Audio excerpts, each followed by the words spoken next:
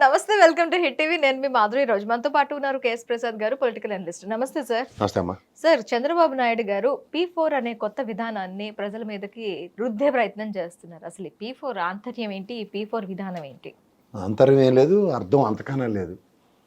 వాళ్ళకి నచ్చినట్టు వాళ్ళు ఎలా కావాలంటే according to their whims and fancies అంటారు. అలా నడిపించుకోవడానికి ఒక ప్రభుత్వ స్థాపన ఎర్రమాలోకి వెళ్ళిన ప్రజల దగ్గర నుంచి లాక్కొని తీసుకున్నారు. లాక్కున్న మాట కన్నా ప్రజలు ఇచ్చారని ఒక అహంకార ధోరణితో నడుస్తూ ఎంతసేపు గత ప్రభుత్వం మీద అంటే జగన్మోహన్ రెడ్డి గవర్నమెంట్ మీద అలో లక్ష్మణాన్ని ఏడ్చుకుంటూ కాలక్షేపం చేస్తున్న దానికి వీళ్ళు ఏమీ చేయలేరు అని ప్రజలకు చెప్పడానికి దమ్ము ధైర్యం లేక ఒక కొత్త వినూత్న కథకలికి నాటకానికి ఒక తెర లేపారు. దాన్నే P4 అంటారు.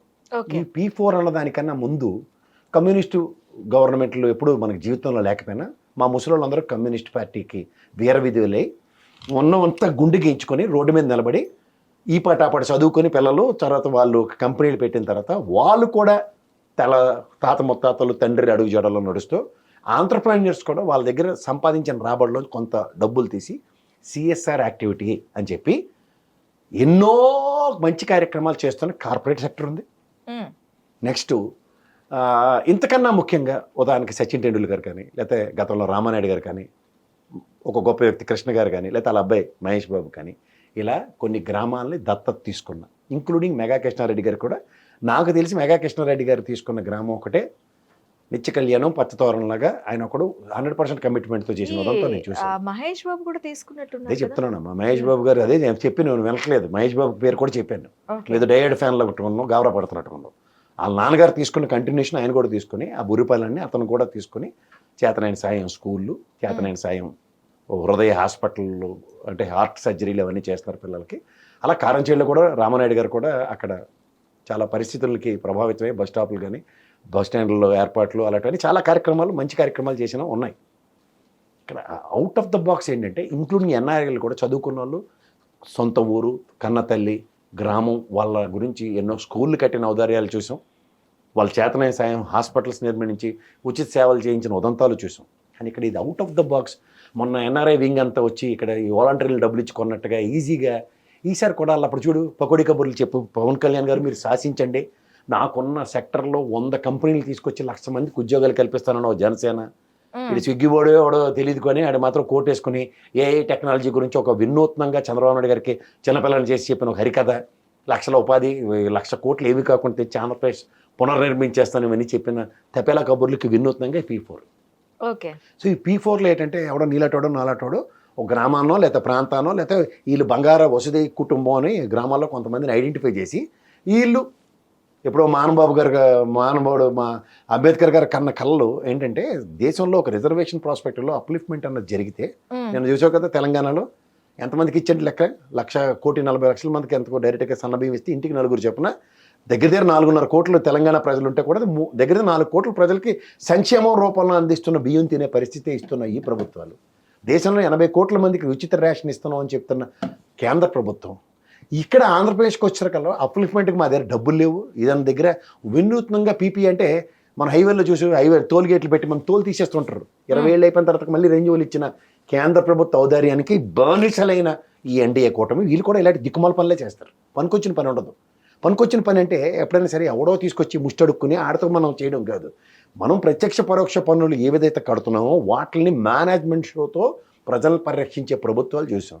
మరి ఇప్పటిదానికి గత ప్రభుత్వంలో దగ్గర 3.5 లక్షల కోట్లు 2 సంవత్సరాల కరోనా పాండమిక్ ఉన్నా సరే ప్రజల సంక్షేమం ఎలా చేయగలిగాడైనా అంటే మీకు చేతకాంతానని కూడా వాళ్ళ మీద ఆపాదిస్తూ వాళ్ళని ఆడిపోసుకుంటూ ఇప్పుడు ఈ ప్రభుత్వం వచ్చేసరికల్లా మీకు వచ్చిన కథకలి కూచిపూడి నాట్యాలు వీధి నాటకాలు ఇవన్నీ కలిపి రంగరించి ఒక కొత్త కదంబ కార్యక్రమానికి తెరలేపి దాన్ని PP4 అంటే what is this?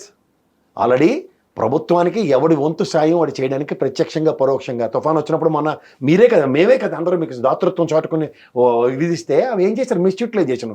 No hotel భోజనం కన్నా ఈవెన్ సుబ్బయ్య హోటల్లో భోజనం చేసిన భోజనం అయితే 375 రూపాయలు బుట్ట భోజనం పార్సల్ తీసుకెళ్తే 4 తినొచ్చు. యాన్ని తెచ్చిండో మా నారాయణ నో హోటల్ రేటుకి దాని తాత ముత్తాతల రేటు తీసుకొచ్చి ఒకడికి బిర్యానీ పొట్టలోను ఫ్రైడ్ రైస్ పెట్టామని చెప్తున్నాడు. ఇవన్నీ మేము చూస్తూ భరిస్తున్నాం అంటే you are taken as granted. ఇవాళ మీరు ఈ PP4 పథకం ఏదో తీసుకొచ్చారు, P4 ఏదో చెప్తారు కదా. అసలు ఏంటి P4 ఎలాబరేషన్? వాళ్ళ టైం పాస్ కార్యక్రమం తీసుకున్న ఒక కదంబ కార్యక్రమం అంతే. ఏముంటుంది ఆపరేషన్? 25 లక్షల మందిని ఐడెంటిఫై చేసి సంక్షేమ పథకాలు లేదా అప్లిఫ్ట్మెంట్ కార్యక్రమానికి ఒక ప్రాస్పెక్ట్ తీసుకున్నారు. ఇయర్ అనుకుందాం టార్గెట్. అంటే ఓవర్ పీరియడ్ ఆఫ్ టైం వీళ్ళు టెన్యూర్లో మిగిలిన 4 సంవత్సరాల్లో 1 కోటి మందికి సంక్షేమం లేదంటే ఇది చేయడానికి ప్రాస్పెక్టివ్ ప్లానింగ్ అది. ఓకే. దేశంలో పంచవర్ష ప్రణాళికల ప్రకారం అప్లిఫ్ట్మెంట్ గురించి విన్నాం తప్ప, అంటే దేశం 10 అడుగులు అభివృద్ధి చెందుతూ ఉన్న దేశం అన్న దగ్గర మీ రాజకీయ ప్రస్థానంలో మీకున్న అనుభవంలో కూడా ఈ పంచవర్ష ప్రణాళికలతో 10 అడుగులు ముందుకేసి మీ అవసర రాజకీయాలు తీర్చుకోవడానికి ఈరోజు ఎన్డీఏతో కూటమిలు కట్టి పంచవర్ష ప్రణాళికలు ఎత్తేసి నీతి ఆయోగం తెచ్చి మానతికి పెట్టి అతిగతి లేని నీతి ఆయోగంతో దేశ పురోగతి సంతరించుకోవట్లేదని తెలిసి కూడా ఇవాళ P4 విధానం ఎవడు అడుగులు ముడుగులు వత్తడానికి మీరు పెట్టుకున్న కార్యక్రమం చూసుకోండి ఒకసారి. ఎవడో బకరకాలు దొరుకుతారు 4 ఎన్ఆర్ఐలు తెచ్చి 4 దగ్గర ఓవర్ యాక్షన్ చేస్తే నేను ఇందాక చెప్పిన సచిన్ టెండూల్కర్, రామానాయుడు, మహేష్ బాబు, కృష్ణ గారు ఇలాంటి వాళ్ళందరూ కొట్టవలసినట్టు కనబడుతున్నారు కదా. వాళ్ళతో అవుట్కమ్ ఏమిటి ఎరవ అయిపోయాం. ఈ P4 పథకంలో మీరు విదేశీయులను ఆకర్షించి వాళ్ళు వచ్చినప్పుడు ఈ భౌగోళిక కబుర్లు భౌగోళిక కథలు అని చెప్పిన 2 బ్యాచ్లు ఉన్నాయి, మీ తెలుగుదేశం నుంచి ఒకరు, జనసేన నుంచి. ఎంత గ్రౌండ్ అయ్యే, ఎంతమందికి ఉపాధి వచ్చింది? ఆ గవర్నర్ చిన్నపిల్లలను చేసి 4 లక్షల ఉద్యోగాలను జపించడం కాదు కదా. ప్రాక్టికల్టీ మాట్లాడదాం. ఇవాళ మీ P4 విధానంలో ఎంతమందిని అట్రాక్ట్ చేస్తున్నారు, ఎంతమందిని ఇచ్చేస్తున్నారంటే మీకున్న విజనరీలో 2047కి పుస్తకం రాస్తారు కదా, 2026కి ఎంతమంది రెడీగా ఉన్నారో, ఎంతమందిని అడాప్ట్ చేసుకోవడానికి ఉన్నారో, ఎంతమందిని సంక్షేమం రూపంలో అప్లిఫ్ట్మెంట్ చేయడానికి ప్రణాళిక ప్రజలకు చెప్పండి. ఇది లేకుండా మీరు ఎగ్జిక్యూషనే లేకుండా ఎందుకు వస్తున్నారు? అంటే ఏదో 4 పెపే కబుర్లు చెప్పి బాబు వస్తే జాబ్ వస్తుంది పోయి చచ్చారు కదా, మోసపోయి చచ్చారు కదా. 10 ఇయర్లో మీరు ఇచ్చిన జాబులు ఎన్నో క్రిస్టల్ క్లియర్గా ఉన్నాయి కదా. ప్రభుత్వ ప్రైవేట్ సెక్టర్లు ఎన్ని ఉన్నాయో మీరే కదా నిన్న బడ్జెట్లో జగన్మోహన్ రెడ్డి ఆయనలో దగ్గర 40 లక్షల పైసలకు ఉద్యోగాలు కల్పించబడ్డాయని మీరే చెప్పారు కదా. 14-19 స్టాటిస్టిక్స్ కూడా మా దగ్గర ఉన్నాయి కదా. 2 కంపారిజన్ చేసుకుంటే మీ ప్రాస్పెక్ట్లో 20 లక్షల ఉద్యోగాలు అంటే నేను అగ్రిగేట్ 4 లక్షలు పర్ ఇయర్ ఎంప్లాయ్మెంట్ క్రియేట్ చేయాల్సిన దగ్గర ఫస్ట్ ఇయర్ అయిపోయింది. We are step in to the 11th month. ఈ 11th మంత్లో మీరు ఇచ్చింది ఎంతో చూసుకుంటే ఆగాదం 0. మీరు దావోస్ వెళ్ళొచ్చాము వచ్చేసాం అని చెప్పి వాళ్ళేమో అవగాహన చేసి జగన్మోహన్ రెడ్డి గ్రీన్ కో తెచ్చాడటంటే ఇదే పవన్ కళ్యాణ్ వెళ్ళి చెప్పాడు ఎంతమందికి ఉపాధి కల్పించబడిందో, ఎన్ని లక్షల కోట్ల గ్రౌండ్ అయిందో, దీనివల్ల ఎంత విద్యుత్ ఉత్పత్తి అవుతుందో ఆయనే చెప్పాడు.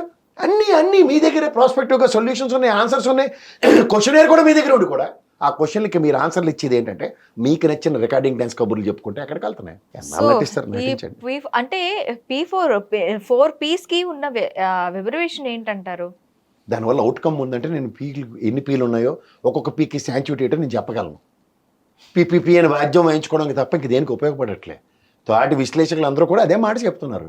ఇవి విని ఇసిగెత్తిపోయాము. మా దీంట్లో ఒక CSR యాక్టివిటీస్తో హయ్యెస్ట్ రెమ్యూనరేషన్స్ తీసుకుంటున్న CEO సైతం వాలంటరీ చేస్తూ Microsoft they have their own foundation. They are ready to do some innovative things in various states and various countries. వాటి నుంచి ఒక అవుట్కమ్ డిరైవ్ అవ్వడానికి ఒక ప్రాస్పరిటీ డ్రైవ్ అయిపోయింది ఉదంతలే కనబట్టలే. ఇప్పుడు ఎవరి దగ్గర ఎందుకు స్కిల్ డెవలప్మెంట్లో ఆ సీమెన్స్ అని ఎవరో తీసుకొచ్చాడు నాకు అక్కర్లేదు అన్నప్పుడు ఆ డిజిటెక్ కూడా తిరుగుగా చేసిన దాచుకొని చూసిన తర్వాత కూడా ఏమాడాలా? ఎన్ని స్కిల్ డెవలప్మెంట్ ట్రైనింగ్ సెంటర్స్ ఉన్నాయి, ఎంతమంది మీరు అప్లిఫ్ట్మెంట్ ఇచ్చారు, దాని అవుట్కమ్ చెప్పానండి. లక్షలు చెప్పాను. మీ స్కిల్ డెవలప్మెంట్ కోర్సులో అప్లిఫ్ట్మెంట్ మాట దేవుడు వరకు ఇలాంటి యూట్యూబ్ ఛానల్లో 10 మంది పనిచేస్తున్న వ్యక్తులు నాకు తెలుసు. పాత పుస్తకానికి కొత్త అట్ట తగిలించినట్టేనా? అదేనా బాగుంది. అట్లీస్ట్ పాత పుస్తకాలు చదువుకొని చేస్తారు, దాంట్లో ఎంప్లాయ్మెంట్ అని క్రియేట్ అవుతుంది. వీళ్ళు చెప్పి పకోడీ కబుర్లకి చెప్పిన దానికి ఏమీ పొంతనే లేదు అసలుకి. హిట్ టీవీ యాప్, ఇందులో short news, live news, entertainment shows, movies, digital magazines తో పాటు మీ జిల్లా వార్తలను కూడా ఫ్రీగా చూడొచ్చు. అంతేకాదు KG నుంచి PG వరకు విద్యార్థులకు స్కాలర్షిప్ కూడా అందిస్తున్నాం. ప్రతి వారం 10 మందికి లక్కీ డ్రా ద్వారా ఒక్కొక్కరికి 10,000 రూపాయలు అందిస్తున్నాం. ఇంకెందుకు ఆలస్యం, వెంటనే హిట్ టీవీ యాప్ ని డౌన్లోడ్ చేసుకుని ఫ్రీగా ఎంటర్టైన్మెంట్ పొందండి. Hit TV app. Hit TV app. Please download hit TV app. Hit TV యాప్ని ఫ్రీగా డౌన్లోడ్ చేసుకొని ఎంజాయ్ చేయండి. మీకు నచ్చిన ఎంటర్టైన్మెంట్ కోసం హిట్ టీవీ యాప్ ని ఫ్రీగా డౌన్లోడ్ చేసుకొని ఎంజాయ్ చేయండి. హిట్ టీవీ యాప్ని డౌన్లోడ్ చేసుకుని ఆస్వాదించండి, ఆశీర్వదించండి. ఇంతమంది సెలబ్రిటీలు హిట్ టీవీ యాప్ ని డౌన్లోడ్ చేసుకోండి అని చెప్తున్నారంటే ఎంత మంచి యాప్ ఆలోచించండి. అమెరికా అమెరికా అమెరికా అమెరికాలో చదవాలనుకునే వాళ్ళకి విశ్వసనీయమైన పేరు మన శౌర్య కన్సల్టెన్సీ. UK లో 1 year masters. UK లో 1 year masters. 2 years work permit up to 5 years visa. Contact Saurya Consultancy. Contact 89851 89851.